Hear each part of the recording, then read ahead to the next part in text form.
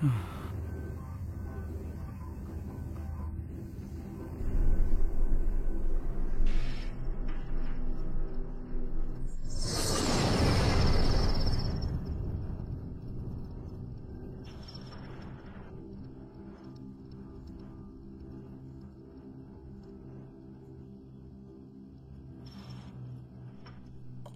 உன்னை ரொம்ப கஷ்டப்படுத்திட்டேன்ல.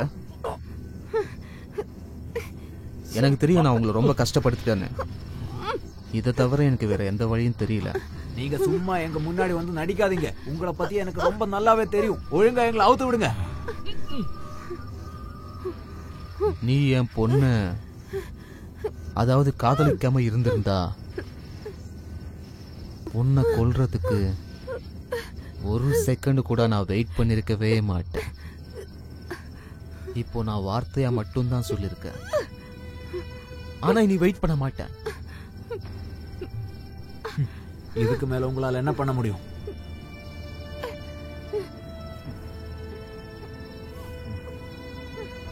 இல்ல, என்னால முடியல.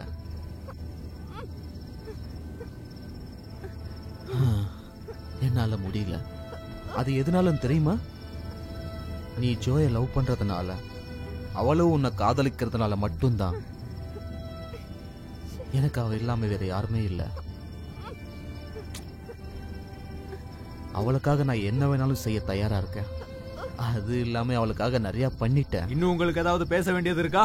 நீங்க கிரிமினல் ஆவறதுக்கு ஜோயா தான் காரணமா? இல்ல பருண், நான் அந்த அர்த்தத்துல சொல்ல வரல. நான் குற்றவாளி ஆகிறதுக்கு அவ காரணம் கிடையாது. நான் எப்படி குற்றவாளியா ஆனங்கிற விஷயம் என்னோடையே அது மூடி மறையிட்டோம். அது அவளுக்கு தெரியணும்னு அவசியம் இல்லை. எல்லாம் என்னோடய முடியட்டும். இவ்வளவுதான் என்னால் இப்போ சொல்ல முடியும். என்னோட வாழ்க்கையோட இறுதி கட்டத்துக்கு நான் போயிட்டு இருக்கேன். இனி என்னால திரும்பி வர முடியாது. எப்போ வேணாலும் என் கதை முடியறதுக்கு வாய்ப்பு இருக்கு. அதே மாதிரி இன்னொரு விஷயம் என்னன்னா, நான் ஒருவேளை இறந்து போனேன்னா என் மகளும் ரொம்ப உடைஞ்சு போயிடுவா. நீ அவளை காதலிக்கிற இல்லையா? அது எனக்கு தெரியாது. இப்படி சொல்லி என் பொண்ணை நீங்க கஷ்டப்படுத்துறீங்க. அப்போ என் பொண்ணு நீ காதலிக்கலையா? தெரியாதுன்னு தான் சொல்லிட்டேன்ல. நான் சொல்றேன் நீங்க காதலிக்கிறீங்கன்னு. எங்க உன் மனசு தொட்டு சொல்லுங்க பார்க்கலாம். அவளை காதலிக்கலன்னு சொல்லுங்க. ஆமா, நான் அவளை காதலிக்கிறேன். அதான் வேணும்.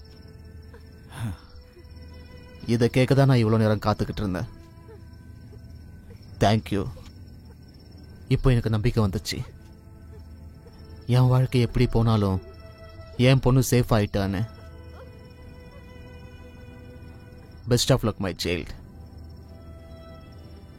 நீ நல்லா வாழணும்மா. எல்லாரையும் நல்லபடியா பாத்துக்க. இது இல்லாம நான் வேற என்ன சொல்றது?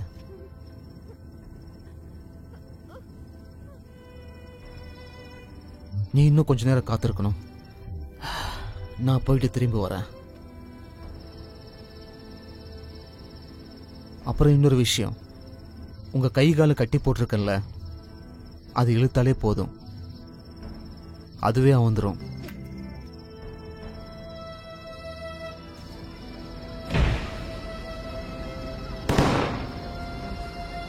அந்த ரூம்ல இருந்து அவங்க அப்பா திரும்ப வரவே இல்லை. அந்த அமைதியான கல்கத்தாவோட தெருக்கள் கடந்து யாரும் இல்லாத அமைதியான பைபாஸ் பக்கத்தில் இருக்கிற ஃப்ரிட்ஜில் அவர் தன்னை தானே தற்கொலை பண்ணிக்கிட்டாரு. ஒரு மனுஷனோட இறுதி கட்டம் இப்படிதான் முழுமையா முடிஞ்சுது.